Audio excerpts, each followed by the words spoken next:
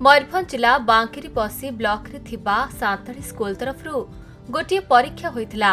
उक्त परीक्षा रे उत्तीर्ण होइथिबा छात्र छात्री मानकु सर्टिफिकेट प्रदान करा जायछि। सांताली भाषा संविधान रो 8 अनुच्छेद रे स्थान पाइबा परे भाषार प्रचार प्रसार ठीक भाव रे हेउनथिबारु नेना राम बास्केक प्रचेष्टा फलरे 2024 अक्टोबर मास 6 तारिख ठारू बांकेरी पसी ब्लॉक नुआ बासणा ठारे एक सांताली स्कूल निर्माण होइथिला। एही स्कूल रे स्थानीय अंचलर आदिवासी एवं अन्य पिलामाने आसी अध्ययन करुथिले।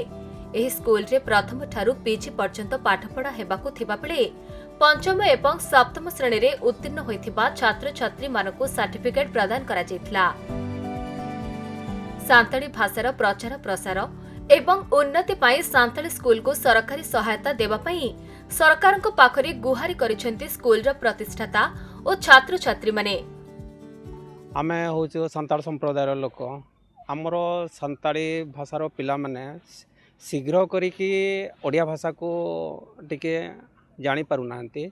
सेहिति पई आमे भी आशा करूछु जे आमर भाषा रे शिक्षित तो होगी जमती ओडिया भाषा कही पारुचंती सेमती से माने भी सेमती टिके एक्सपीरियंस होगी रहिबो बोली आमे आशा करूछु। सेहिति पई आम भाषा रे समान को पाठ पढुछु। एटा आज्ञा आमर 1.5 वर्ष हबो हलाणी। आमे 2006-10 2024 रे आरंभ करिछु।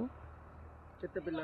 हां वर्तमान सुधा आमर माने 64-65 पिला हले जी। यार उद्देश्य जेहेतु सांताली अलचिकी 2003 मसीह 8 अनुच्छेद रे संविधान रो मान्यता पाइला। सेथिपाई एई एरिया रो सांताली हो कि अण सांताली हो उड़िया भाषा इंग्राजी भाषा हिंदी भाषा जे भड़िया सांताली भाषा भी सही भड़िया।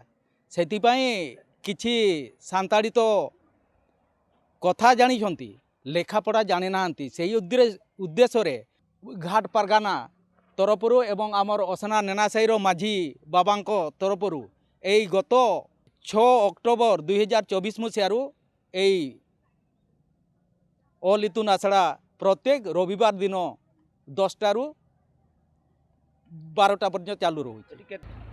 मु ए पाठ पढ़ी कि मो निज भाषा रे मु सांताली शिखि पारली और एग्जाम मध्ये देई पारली। सेति पई मते बहुत खुशी लागिछि। आउटे कोन हेले स्कूल लो उन्नति होबो छुआ माने पाठ पढिबे आसी आउटे हमकु जदी माने सहाय्य करिवे तो आम स्कूल उन्नति हेई परिबो बोली आमे भाबुछु। मु सेमान को चाहूछि जे आमे जेमिति निज इच्छा रे आसिलु और से माने भी आमकु देखि जेमिति आम स्कूल को एठी पहुंची आसीबे हमर आदिवासी पिला मानकु मु सेतिके अनुरोध करूछि। आज पाठ पढी सर्टिफिकेट मिलला किमति लागुछि? मते बहुत खुशी लागुछि। आम निज भाषा रे मु सर्टिफिकेट पाइली। मयूरभंज प्रदीप्त होतांक रिपोर्ट खबर ओडिशा।